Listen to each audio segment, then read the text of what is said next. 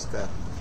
आपण गिअर कसे टाकले पाहिजेत आणि पॅडलिंग कसं करायला पाहिजे हे आज मी तुम्हाला सांगतोय. एक हा हात आहे, हा तुमचा पॅडल आहे असं समजा, आणि हा दुसरा हात आहे, हा तुमचा पाय असं समजा. हे दोन्ही एकमेकांवर ठेवा आणि वरचा हात खालच्या हातावर दाबा.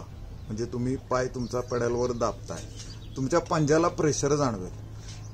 आणि जर पंजाला प्रेशर जाणवत असेल तर याचा अर्थ तुम्ही चुकीचा गिअर लावलाय आणि सायकलिंग चुकीचं करत आहे. मग तुम्हाला कसं कळणार, तर तुम्ही काय करा, हे जे दोन्ही हात आहेत ते एकसारखे खाली घ्या.